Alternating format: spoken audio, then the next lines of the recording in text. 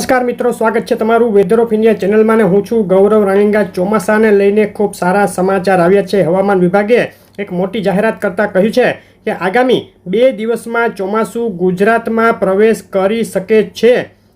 ચોમાસું ગુજરાતની સાથે જ સંપૂર્ણ મહારાષ્ટ્ર, છત્તીસગઢ, ઓરિસ્સા, બિહાર, ઝારખંડ, પશ્ચિમ બંગાળના વિસ્તારો સુધી પણ આગળ વધી શકે છે આગામી 2 દિવસમાં। અને ત્યારબાદના દિવસોમાં પણ ચોમાસું આગળ વધવાનું ચાલુ રાખે અને લગભગ સમગ્ર ગુજરાતને 25 તારીખ આસપાસ પહેલાં જ કવર કરી લે તેવી હાલ શક્યતાઓ દેખાઈ રહી છે। છેલ્લી 24 કલાકના સેટેલાઇટ પિક્ચર ઉપર નજર કરીએ તો મધ્ય ભારતમાં અત્યારે મહારાષ્ટ્ર, મધ્યપ્રદેશ લાગુ વિસ્તારો પર તીવ્ર થંડરસ્ટોર્મ બની રહ્યા છે।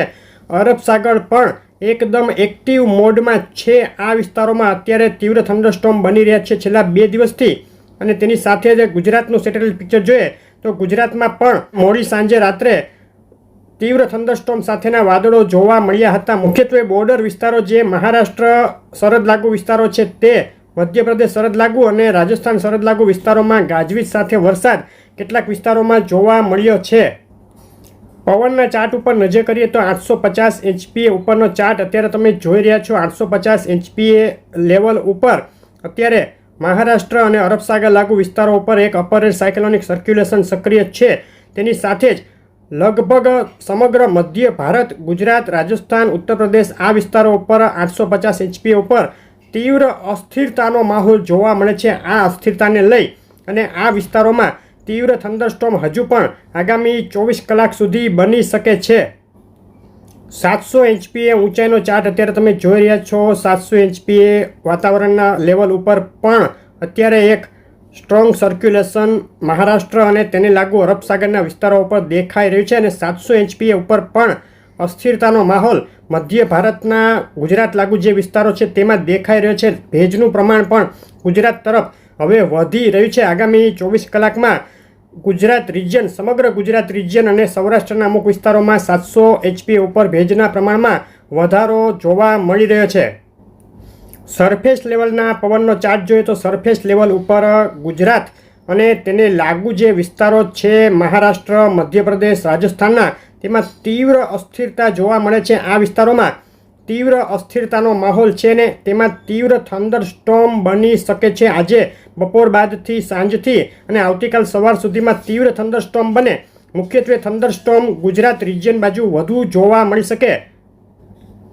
હવે આજે 14 તારીખ અને આવતીકાલે 15 તારીખની સવાર સુધીમાં વરસાદના વિસ્તારો કયા કયા રહેશે અને કેટલો વરસાદ પડવાની શક્યતા ગણાય તેની વાત કરીએ તો મુખ્યત્વે દક્ષિણ ગુજરાતના વલસાડ, નવસારી, સુરત, તાપી, ડાંગ આ વિસ્તારોમાં મધ્યમથી ક્યાંક ક્યાંક ભારે વરસાદ સુધીની શક્યતા પણ ગણી શકાય। તીવ્ર થંડરસ્ટોર્મ સાથે 1 થી 2 ઇંચ વરસાદ અમુક વિસ્તારોમાં અને ક્યાંક તેથી વધુ વરસાદની શક્યતા દેખાઈ રહી છે।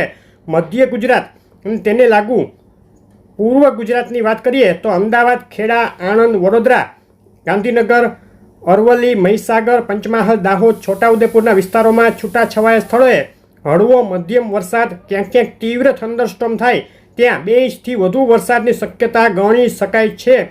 તીવ્ર થંડરસ્ટોર્મ અને ભયંકર કડાકા ભડાકા સાથે વરસાદ આ વિસ્તારોમાં પડવાની શક્યતા ગણી શકાય। તેની સાથે ઉત્તર ગુજરાતમાં પણ બનાસકાંઠા, પાટણ, મહેસાણાના વિસ્તારોમાં છૂટાછવાયા સ્થળોએ હળવો મધ્યમ વરસાદ અને ગાજવીજ સાથે ભારે ઝાપટા કેટલાક સ્થળે પડવાની શક્યતા ગણી શકાય।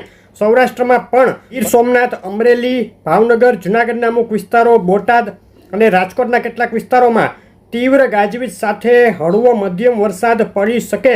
છૂટાછવાયા સ્થળોએ 1 થી 2 ઇંચ સુધીનો વરસાદ પડે જ્યાં તીવ્ર થંડરસ્ટોર્મ થાય ત્યાં તેથી વધુ વરસાદની શક્યતા પણ નકારી શકાય નહીં। તેની સાથે જ સુરેન્દ્રનગર જિલ્લાના અમદાવાદ સાઈડના વિસ્તારોમાં પણ ગાજવીજ સાથે વરસાદની શક્યતા ગણાય।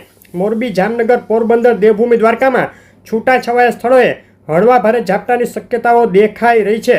કચ્છમાં, પૂર્વ કચ્છમાં છૂટાછવાયા સ્થળોએ હળવા ભારે ઝાપટા પડી શકે। પશ્ચિમ કચ્છમાં છાંટછૂટ કે એકલ દોકલ સ્થળે હળવા ઝાપટાની શક્યતા ગણાય। ટૂંકમાં આજે સમગ્ર ગુજરાત રિજિયન વરસાદ પડી શકે। ગુજરાત રિજિયનમાં તીવ્ર ગાજવીજની શક્યતાઓ દેખાઈ રહી છે। વીજળી પડવાની શક્યતાઓ છે તો ખાસ સાવધ રહેવું।